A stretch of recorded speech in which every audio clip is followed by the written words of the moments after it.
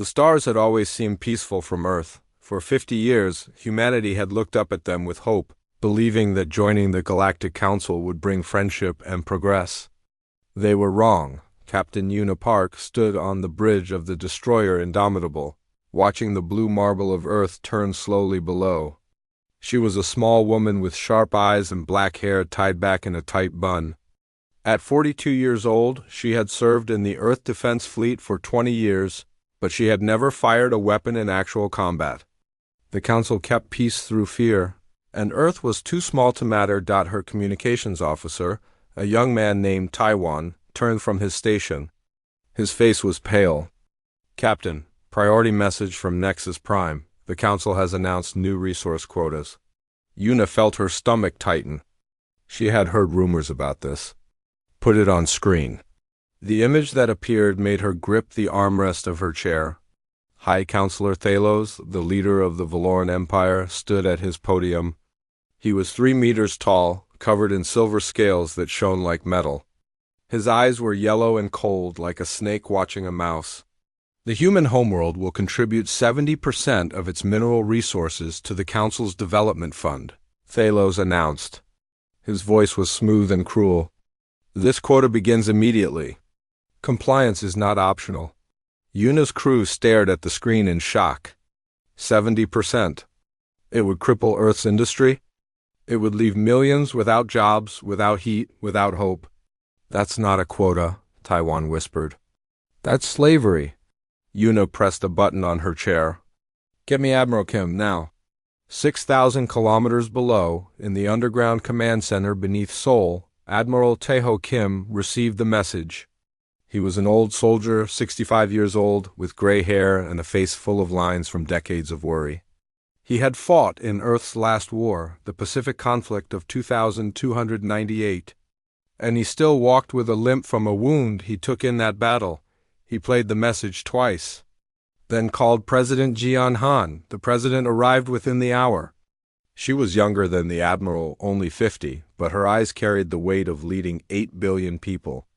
She wore a simple gray suit, no jewelry, no decorations. She believed leaders should not dress better than the people they served. "I've seen the broadcast," she said, sitting across from Kim. "How long do we have?" Kim pulled up a holographic display of the solar system. Red dots appeared around Earth, the current positions of Council ships in human space. "They already have ships here.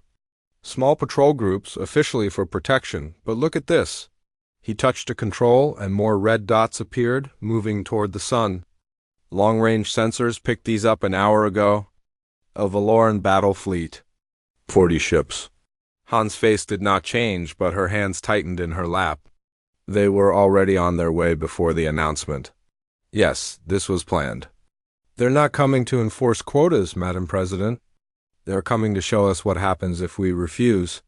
That evening, Earth's ambassador to the Galactic Council stood before the assembly at Nexus. Prime Do-won Lee was a tall man with a calm voice, chosen for this job because he never lost his temper. But today, his voice shook slightly as he spoke. "The people of Earth request reconsideration of these quotas," he said.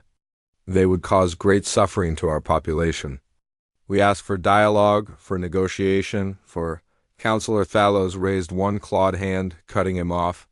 "The Council does not negotiate with primitive species. Humans should be grateful we allow them membership at all. Your planet was burning itself to death before we arrived. We gave you technology. We gave you purpose. This is how you repay us with complaints?" Several council members laughed. The Valoran delegates smiled with their sharp teeth. Do-won stood straight. "We repay you with 50 years of loyalty, with resources already given, with young people who died serving on council ships in conflicts that had nothing to do with Earth. We have earned the right to be heard." Thalos stepped down from his podium and walked toward the human ambassador. He was so tall that Do-won had to look almost straight up to meet his eyes. "You have earned nothing," Thalos said quietly, so only Do-won could hear. "You exist because we allow it. Remember that." The Valoran fleet arrived at Earth. The next morning, Una was still on the Indomitable when they came out of faster-than-light travel. One moment, the space around Earth was empty. The next, it was filled with ships. They were huge, each one 5 times the size of the Indomitable, with hulls of black metal and weapons that glowed with purple energy. The lead ship broadcast a message to all of Earth. "This is Fleet Commander Vorith of the Valoran Empire. We are here to ensure peaceful compliance with Council directives. Any resistance will be met with appropriate force. You have 12 hours to begin resource transfers." Yuna watched the ships take position around her planet. Her crew was silent. What could they do? Earth had 60 ships total, most of them old. None of them a match for Valoran technology. Then the first shots were fired. 3 human cargo ships were leaving Earth's orbit. Carrying food to the colony on Mars, they were unarmed. They were no threat to anyone. The Valoran fleet destroyed them without warning. 3 ships, 300 people, gone in a flash of purple light. "Examples," Commander Vorith announced. "So you understand we are serious." Yuna gripped her chair so hard that her fingers hurt. Around her she heard her crew crying, cursing, praying. She looked at Earth below, at the cities where billions of people were watching the same thing she was watching. She thought about her mother in Bizan, her sister's children in Daegu, all of them. Looking up at the sky and seeing death, that night, President Han addressed the planet. She stood in front of a simple blue background, no flags, no symbols. Just her face, tired but determined. "Citizens of Earth," she said, "today we were attacked. Today we lost 300 of our brothers and sisters. The Galactic Council believes this will make us afraid. They believe we will submit. They believe we are weak." She paused, and when she spoke again, her voice was hard as steel. "Tomorrow we show them what humanity truly is." In the Seoul Command Center, Admiral Kim opened a sealed file that had waited 30 years to be read. It was labeled Protocol Sunfire. Across the solar system, hidden in asteroids and moons and empty corners of space, lights began to turn on. The Council had made a terrible mistake. They had forgotten that humans were survivors. They had forgotten that humans had crawled out of caves and conquered a planet, had split the atom and reached the stars. They had forgotten that when humans were pushed into a corner, they did not beg for mercy, they fought back, and the galaxy was about to learn why that was something to fear. 72 hours after the Valoran fleet arrived at Earth, the Galactic Council was celebrating on Nexus Prime, the great station at the center of Council space. Delegates from 100 species gathered in the Grand Hall. They drank expensive wines from a dozen worlds. They ate food that cost more than most humans earned in a year. They laughed about how quickly the humans would break. "I give them 3 days," said the delegate from the Torvan Empire, a large creature covered in brown fur. "They will be begging for mercy before the week ends." "You are generous," replied a Valoran noble, showing his sharp teeth. "I say 2 days." High Counselor Thalos sat on his throne above them all, watching with satisfaction. Everything was going according to plan. Earth had been growing too confident lately, asking too many questions, making too many demands. It was time to remind them of their place. Only one delegate was not celebrating. Ambassador Solace of the Kaleri stood alone near a window, looking out at the stars. She was tall and thin, with skin that shifted colors based on her mood. Right now it was a worried gray. She approached Thalos and bowed. "High Counselor, may I speak freely?" Thalos waved his hand. "If you must." "I have studied humans for many years," Solace said carefully. "They are not like other species we have disciplined. They are unpredictable. When threatened, they become more dangerous, not less." Thalos laughed. "They have 60 ships. We have 40 at Earth, and 1,000 more throughout the galaxy. What can they possibly do?" Solace's skin flickered to orange frustration. "I don't know. That is what worries me." Thalos turned away, dismissing her. Solace returned to her window and continued to watch the stars, with a growing sense of dread that she was right to be worried on Earth. Protocol Sunfire was unfolding for 30 years. Ever since humanity realized the Council saw them as servants rather than partners, they had been preparing, secretly, carefully building ships in hidden shipyards, training crews in private facilities, developing weapons based on human science that the Council had dismissed as primitive theories. Admiral Kim stood in the command center watching reports come in from across the solar system. Jupiter's moons, Saturn's rings, the asteroid belt everywhere, ships were powering up. Ships the Council didn't know existed. How many? President Han asked. Kim allowed himself a small smile. 47 combat vessels. All fully armed. All crewed by volunteers who know what they're risking. Han closed her eyes for a moment. 47 ships against 40 Valoran warships? It still wasn't enough. But it was a start? And the Dominion? She asked. Lieutenant Commander Troy's team is in position. 5,000 kilometers above Earth, a small shuttle drifted in the shadow of the Valoran flagship Dominion. It was completely dark, using no power that could be detected. Inside, Lieutenant Commander Minji Choi checked her equipment one last time. She was 31 years old, small and quick, trained in infiltration since she was 18. She had never done anything like this before. No human had. Her team was 4 people. 4 people against a ship with a crew of 2,000. Remember, she told them, we're not here to fight. We get in, plant the virus, get out. If we're detected, the mission fails. Her tech specialist, a young woman named Ji-won, held up a small chip. This will shut down their communications for approximately 17 minutes. After that, they'll find it and remove it. 17 minutes, Ninji repeated. That's all the Admiral needs. They put on their suits and stepped into the airlock. Space was cold and dark and empty. The Dominion hung before them like a mountain of black metal. Covered in weapons and sensor arrays, Minji found the maintenance hatch her intelligence had identified. It took 4 minutes to override the lock. They slipped inside into a dark corridor that smelled of oil and ozone. Valoran ships were not designed for small creatures. The hallways were high and wide, the controls placed for 3-meter-tall users. Minji's team moved like mice in a giant's house.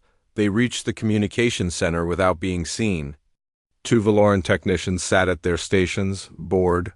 Not expecting any problems, G1 used a small device to send a feedback pulse through their headsets. Both Valorans slumped unconscious. Minji caught one before he could fall and make noise. Plant it, she ordered. G1 opened the panel and inserted the chip. Done. 17 minutes starts. They left the same way they came in. As their shuttle drifted away from the Dominion, Minji allowed herself to breathe. Signal the Admiral, she said. It's time. Behind Jupiter, Captain Una Park stood on the bridge of the Indomitable, not the one orbiting Earth, which was a decoy, but the real ship, hidden with the rest of the secret fleet. All ships, she announced. This is Captain Park. You know what we're fighting for. You know what happens if we lose? But I want you to know something else. She paused. I'm proud to serve with you. Now let's show these bastards what humans can do. The fleet moved out from Jupiter's shadow. 47 ships flying in perfect formation. They hit faster than light travel and crossed the solar system in seconds. They arrived at Earth just as the virus activated. The Valoran fleet suddenly went blind. Their communications failed. Their coordination collapsed. Ships that had been moving in perfect formation began to drift. Confused, unable to receive orders, Commander Vorath on the Dominion screamed at his crew. What is happening? Get the systems back online. We're trying, Commander. Something is blocking. The first human missiles hit before he could finish. The battle was short and brutal. The Valoran ships were stronger, but they couldn't coordinate. They couldn't warn each other. They couldn't call for help. Captain Park commanded her fleet like a master painter, each ship exactly where it needed to be. Human vessels darted between the big Valoran warships, hitting weak points, avoiding return fire, working together in ways the confused enemy couldn't match. In 17 minutes, half the Valoran fleet was disabled or destroyed. The rest retreated, jumping to faster-than-light travel and fleeing toward Council space. The Dominion went last. As it turned to run, Captain Park opened a channel. Commander Vorath, she said calmly, tell your council what happened here. Tell them we're not slaves. Tell them we're not afraid. And tell them if they come back, we'll be waiting.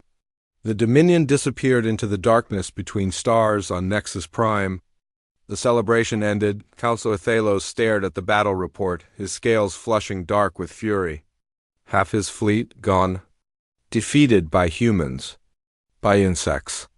By creatures that should have been on their knees begging for mercy. Impossible, he whispered. This is impossible. Ambassador Solace stood nearby, her skin now a deep blue vindication mixed with sorrow. She had warned him. He hadn't listened. Thalos turned to his generals.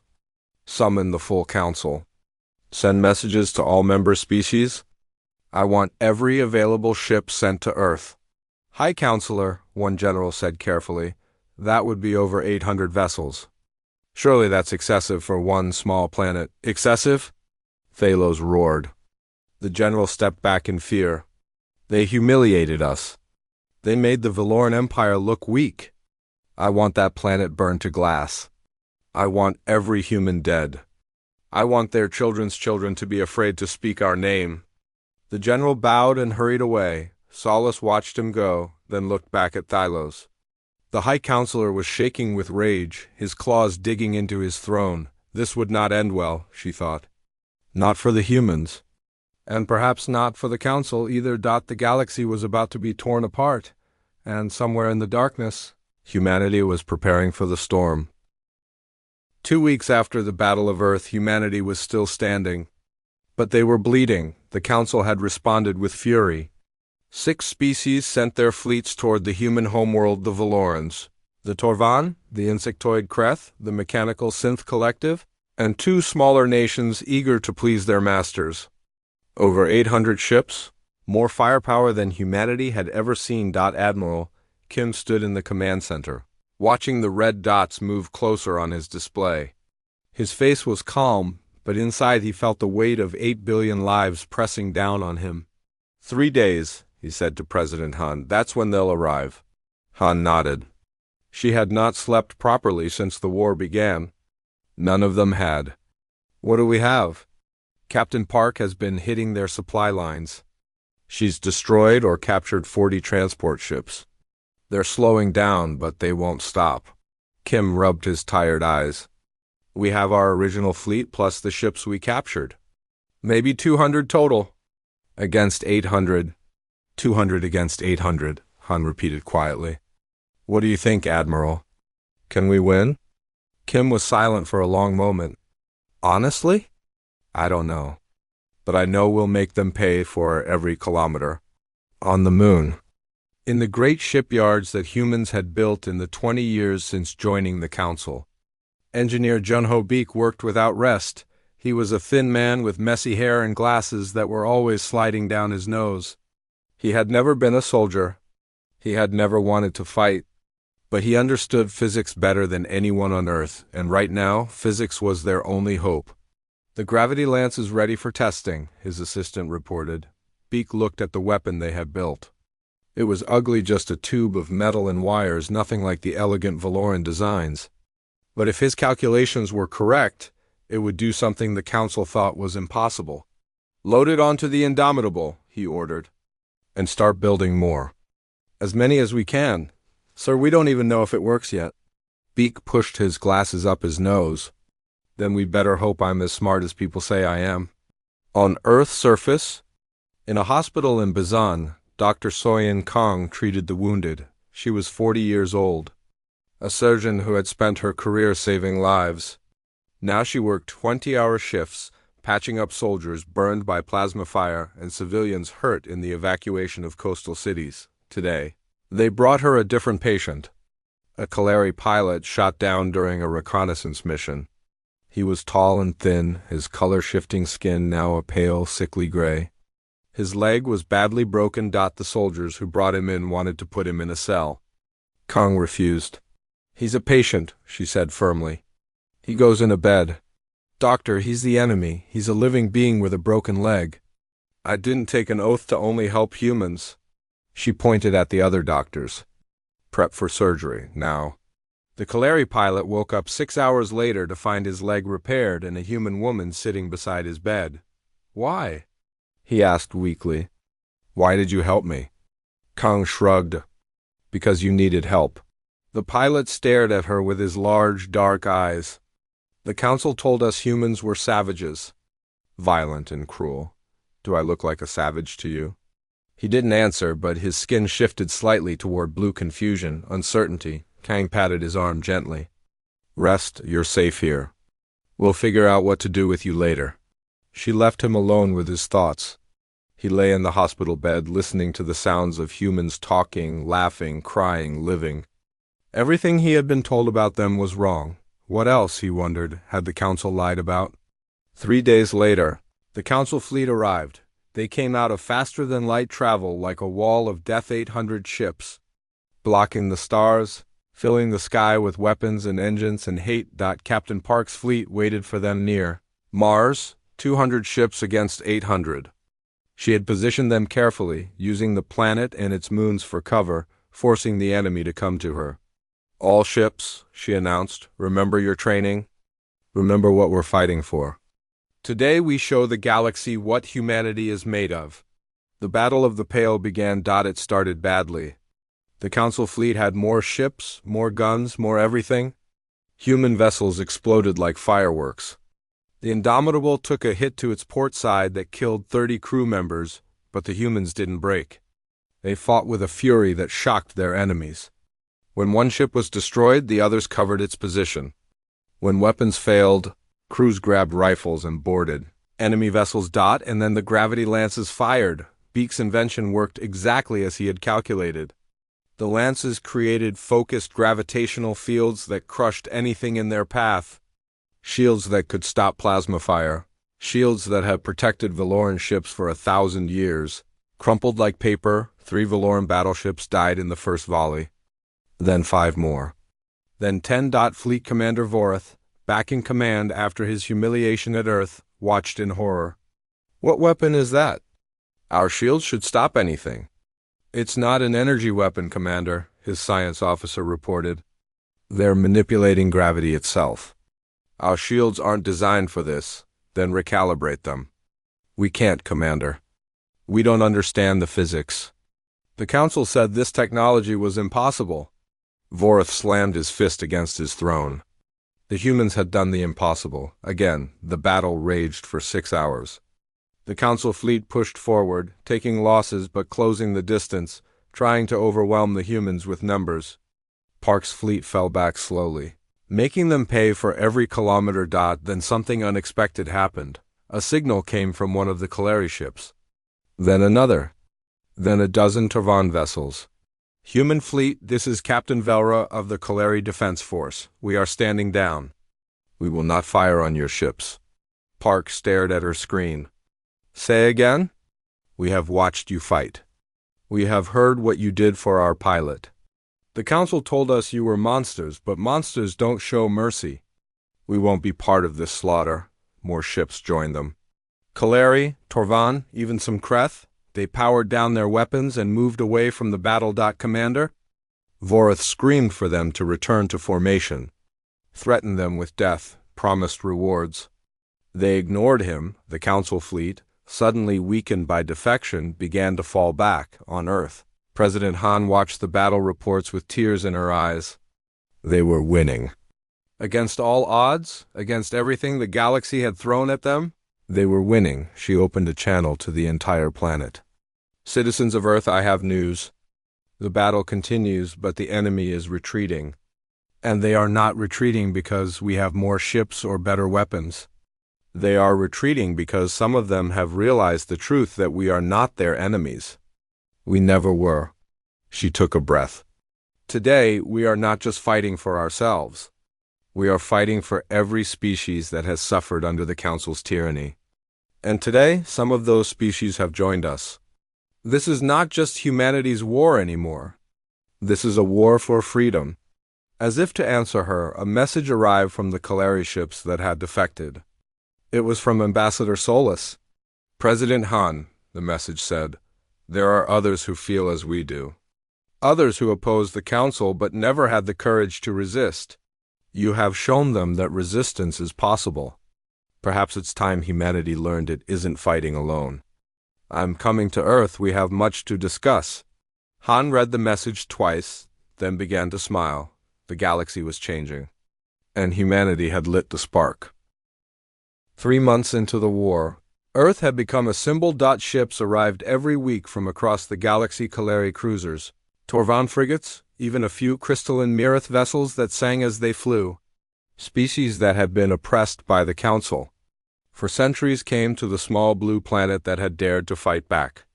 Ambassador Solus landed in Seoul on a cold morning. She was greeted by President Han and Admiral Kim, along with representatives from the 4 species that had formerly joined the alliance: the Kaleri, the Torvan, the Mirith, and the aquatic Delphari, who wore special suits to survive on land. You have done something remarkable, Solus told Han as they walked through the city. Humans stopped to stare at them, not with fear, but with curiosity. Children waved. A month ago, these species would never have stood together. Now they fight side by side. We didn't do anything special, Han replied. We just refused to die quietly. That, Solus said, her skin shifting to a warm gold, is what makes you special. But not everyone trusted the new allies. Lieutenant Yun Wuxin was assigned as military liaison to the Kaleri forces. He was a young officer, 28 years old, with a wife and daughter waiting for him in Incheon. He had lost his brother in the first attack. When the Valorans destroyed those cargo ships, his counterpart was Commander Velra, the Kaleri captain, who had led the defection during the Battle of the Pale. She was tall even for her species, with skin that rarely shifted color, a sign of strict emotional control. Their first meeting was tense. You watched us die for weeks before you decided to help, Hyunwoo said coldly. Why should we trust you? Now, Velra's skin flickered to orange anger before returning to neutral gray. The Kaleri have served the Council for 300 years. We were afraid. When you are afraid for that long, it becomes part of you. My brother was afraid when your allies blew up his ship. He was 25 years old. Velra was quiet for a moment. I am sorry for your brother, but I cannot change the past. I can only try to make the future different. Hyunwoo wanted to hate her. It would have been easier. But he saw something in her eyes, the same tiredness, the same weight that he felt in himself. Fine, he said finally. Let's get to work. While the alliance grew stronger, Admiral Kim planned something audacious. Nexus Prime, he told the War Council. We strike at the heart. The room went silent. Nexus Prime was the center of Council. Paua, a massive station surrounded by defense platforms and warships. No one had attacked it in 1,000 years. If we take Nexus Prime, the Council's coordination collapses, Kim continued. Each species will return to their homeworld to protect their own territory. The war ends. And if we fail? Han asked. Then we lose everything. But if we wait, they'll rebuild their fleet and come for us again. We have to end this now while we have momentum. Captain Park, attending via hologram from her ship, spoke up. I'll lead a reconnaissance mission. Find their weak points? If we're going to do this, we need to do it right. Her navigator, Ensign Yunji Huang, plotted the course. She was young, only 24, but she had a gift for finding paths through dangerous space. She had already saved the Indomitable twice by finding escape routes that sensors said didn't exist. There's a gap in their patrol pattern, she reported. Small window, but we can make it. Park looked at her crew. Volunteers only, this is behind enemy lines. Everyone stepped forward. The reconnaissance mission took a week. Park's ship slipped through Council space like a ghost, gathering information, mapping defenses. What they found surprised them. The inner worlds are almost empty, Yunji reported. All their ships are either at the front or guarding Nexus Prime. Everything else is undefended. Park understood immediately. They've put everything into the attack on Earth. They never expected us to come to them. She sent the information back to Admiral Kim. The plan was set, but on Nexus Prime, Counselor Thylos had his own plan. The void weapon, he told his generals. Prepare it. The generals looked at each other nervously. The void weapon was forbidden. It had been locked away for 1,000 years after it destroyed an entire world during the last Great War. It created a singularity, a black hole that swallowed everything nearby. "High Counselor," one general said carefully, "the void weapon is banned by council law. If the other species learn we used it, what other species?" Thalos snapped, "The Kaleri have betrayed us. The Torven have abandoned us. Let them see what happens to traitors. Let them all see." His scales flushed dark. "I will burn Earth to nothing. I will make the humans a warning for any species that ever thinks of defying the council again." The general bowed and went to activate the ancient weapon. Solace learned of the plan through her spies. She rushed to President Han with the news. "He's going to destroy your planet, your entire solar system. There will be nothing left." Han's face went pale, but her voice stayed steady. "How long do we have?" "Days, maybe less." Han called Admiral Kim. "Change of plans. We attack now." The Allied fleet launched within hours. 12 species now, fighting together. 300 ships against the defenses of Nexus Prime. Hyunwoo and Velra served on the same assault ship. They had spent 3 months learning to work together, learning to trust. She had told him about her family on the Kaleri homeworld, her fear that the council would punish them for her defection. He had shown her pictures of his daughter, his reason for fighting. "If we die today," Velra said as they prepared for the attack, "I want you to know I am glad we became allies." Hyunwoo looked at her. 3 months ago, he had hated her species. Now she felt like a comrade. War was strange. "We're not going to die," he said. "We're going to win. And then you're going to meet my daughter, and she's going to ask why your skin changes colors. And you're going to have to explain it 100 times. Velra's skin shifted to pink amusement. "That sounds terrible. Yeah, something to live for." The fleet arrived at Nexus Prime, and the battle began immediately. The Council's defenses were strong platforms with heavy guns, mines hidden in space, ships moving in perfect formation. The Allied fleet took losses right away. A Torvan cruiser exploded. A Mirith vessel cracked into pieces. But they kept coming. Admiral Kim commanded from his flagship, directing the battle like a master chess player. Captain Park led the assault. Teams punching through the defense lines, creating openings. Hyunwoo and Velra's ship was one of several assigned to board the station. They cut through the hull with plasma torches and fought their way inside. The corridors were Chaos Valoran soldiers, automated defenses, alarms screaming. Hyunwoo took a plasma burn to his arm but kept fighting. Velra covered him, her movements fast and precise. They reached a junction and split up. Velra went to disable the station's shields. Hyunwoo went to find the command center. He was halfway there when he ran into a squad of Valorans. 8 soldiers fully armed against him alone. He took cover and prepared to die fighting. Then he heard weapons fire behind the Valorans. Velra, attacking from the rear. She had abandoned her own mission to save him. Together, they cut down the squad in seconds. "Your mission," Hyunwoo gasped. "You were more important," Velra said simply. Her skin was deep blue, she meant it. They moved on together. In the command center. Counselor Thalos watched his defenses crumble. The Allied fleet was too strong, too determined. His generals were advising retreat, but the void weapon was almost ready. Just a few more minutes, and Earth would cease to exist. "Hold them," he ordered. "Whatever it takes, we just need to hold them a little longer." On the indomitable engineer, Beak saw the energy readings. "Captain," he said to Park, "they're powering up something big, really big." Park looked at the data. "That's planet killer energy. They're going to fire on Earth. We have to stop it." "How?" "We don't know where the weapon is." Beak studied the readings, his brilliant mind racing. "I can trace the power flow, but the only way to stop it." He swallowed. "Someone has to fly into the core and overload it from inside." Park stared at him. "That's a suicide mission." Beak took off his glasses and cleaned them slowly. "I know." He had always been afraid of dying. He had never been brave in the way soldiers were brave. But he thought about his parents in Daejin, his friends at the shipyard, the billions of people on Earth. Someone had to do it. And he was the only one who understood the physics. "Get me a shuttle," he said quietly.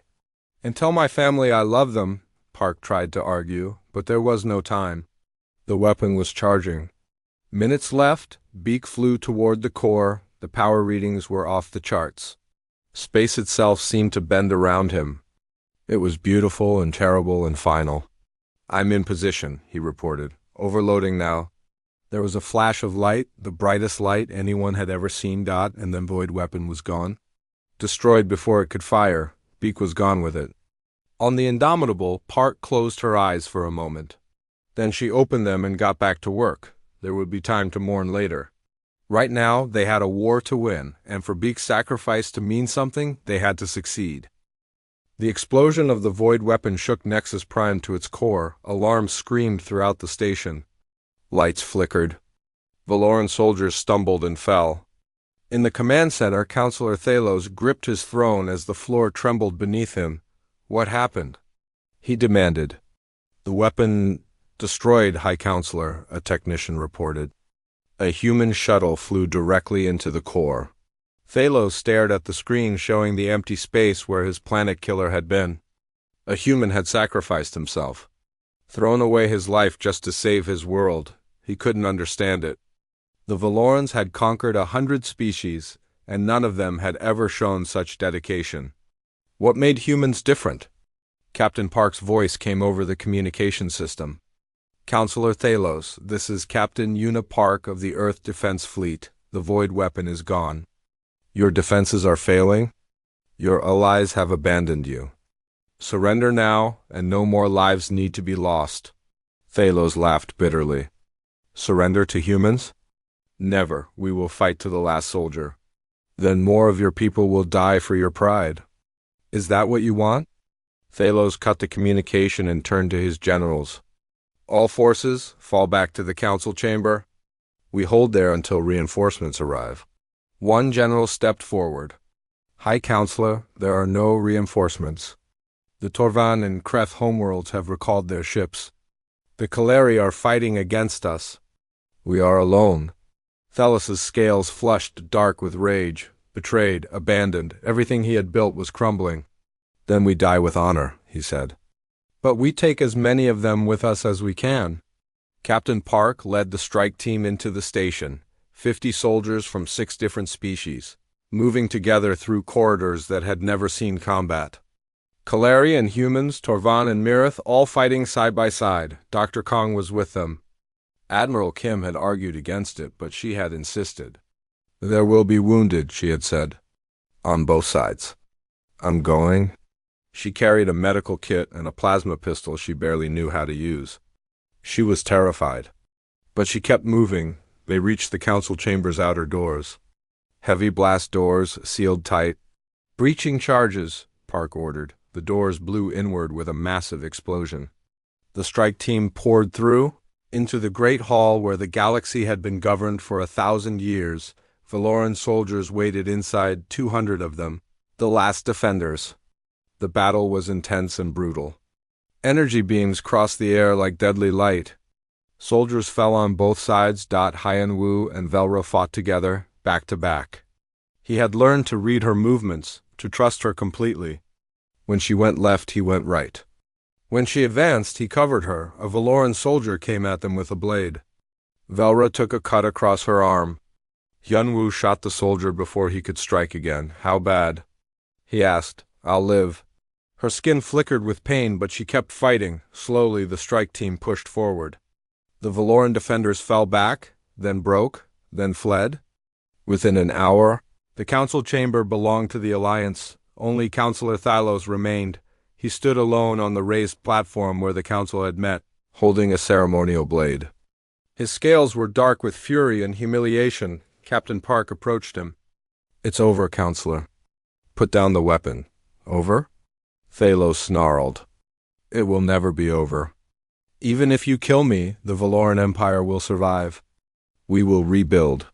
We will come for you again, maybe, but not today. Park held out her hand. Surrender. Face justice. Let this end. Thalos looked at her hand like it was something disgusting. I would rather die. He attacked. For an old politician, he was fast. The blade sliced toward Park's throat. She dodged, barely, and the tip cut her cheek. Blood ran down her face. They fought across the platform, the small human captain against the towering Valoran leader. He was bigger, stronger, with longer reach. But she was quicker, and she had fought her way through impossible odds to stand here. The fight lasted 3 minutes. It felt like hours. Finally, Park saw her opening. Thalos swung wide, leaving his arm exposed. She grabbed it, twisted, and the blade clattered to the floor. A quick strike to his knee brought him down, and then she had her pistol against his head. She could kill him. No one would blame her. After everything he had done, the attacks on Earth, the murdered civilians, the void weapon death was the least he deserved. Her finger tightened on the trigger, then she lowered the weapon. "Get up," she said quietly. "You're going to stand trial. You're going to answer for what you've done. And everyone in the galaxy is going to see that humans don't murder helpless prisoners." She turned to her soldiers. "Secure him." Thalos stared at her as they put restraints on him. "Why? After everything, why show mercy?" Park wiped the blood from her face. "Because mercy is strength. And because if I killed you, I'd be just like you." "I refuse to be like you." She walked away without looking back. In the aftermath, Dr. Kang tended to the wounded, both sides. Human soldiers with burns and broken bones. Valoran guards with plasma wounds. She treated them all with the same care. One young Valoran, barely an adult by their standards, grabbed her arm as she worked on his wound. "We attacked your planet," he said. "We killed your people. Why do you help us?" Kang smiled gently. "Because you're hurt? That's all that matters right now." She finished bandaging his wound and moved to the next patient. The young Valoran watched her go with confusion in his eyes, and something else. Hope, maybe. That the future might be different from the past. President Han arrived at Nexus Prime 2 days later. She came to negotiate peace. With her were Ambassador Solace, Admiral Kim, and representatives from every species in the Alliance. They met in the council chamber, the same room where the council had ruled for so long. The negotiations took a week. Some Valoran officials resisted, but they had no leverage. Their fleet was broken, their allies gone, their leader in custody. In the end, an agreement was reached. The Galactic Council was dissolved. Every law it had passed, every quota it had imposed, every rule that had kept smaller species under the control of larger ones gone. In its place, a new galactic assembly was formed. Every species would have an equal voice, regardless of age or technology or military power. Decisions would be made by consensus, not domination. "This is not a human victory," President Han told the first session of the assembly. "This is not a Kaleri victory or a Torvan victory. This is a victory for every being who believes that freedom matters, that dignity matters, that every thinking creature deserves a voice." The delegates rose in applause. Hundreds of species. Together for the first time in history, 1 year later, a memorial was built on Luna. It listed every name of every person who had died in the war, human, Kaleri, Torvan, Valoran, all of them. Together. At the top of the list was Jinho Beek. Admiral Kim came to the dedication. He walked with a cane now. His old wound had gotten worse during the war. But he stood straight as he looked at Beek's name carved in stone. "He was afraid," Kim told the gathered crowd. "He told me once that he wasn't brave, that he was just a scientist who understood math." He paused. "He was wrong. He was the bravest man I ever knew." Captain Park was there too. She commanded Earth's contribution to the galactic peacekeeping fleet now. She wore her dress uniform and a medal she had tried to refuse. "We came to the stars hoping to find equals," she said. "Instead, we found masters who demanded submission. But we also found friends who were waiting for someone to light the spark. Beek lit that spark. We have to make sure it never goes out." Hyunwoo stood with Velra in the crowd. True to his word, she had met his daughter. The girl had asked about her skin colors a dozen times. Velra had answered every question with patience. "Do you think it will last?" Yunwoo asked quietly. "The peace?" Velra's skin shifted to a thoughtful purple. "I don't know. But I think we have a chance. A real chance. That's all we ever wanted." In a prison on Nexus Prime, Thalos watched a broadcast of the Assembly's first anniversary celebration, humans and Kaleri laughing together, Torvund and Nirith sharing food, a Valoran child playing with a human child, neither knowing they were supposed to be enemies. He had ruled the galaxy. He had commanded fleets and destroyed planets and been feared by 100 species, but he had never understood what the humans understood. They didn't fight because they were strong. They fought because they believed things could be better. They hoped even when hope was foolish. They showed mercy even to those who didn't deserve it. That was their weapon. Not ships or guns or gravity. LANCES. Hope. The Lost turned off the broadcast and sat alone in his cell. He had a lot of time to think about what he had done. A lot of time to wonder if he had ever really understood anything at all. Outside, the galaxy moved forward. Old wounds healed slowly. Trust was built one day at a time.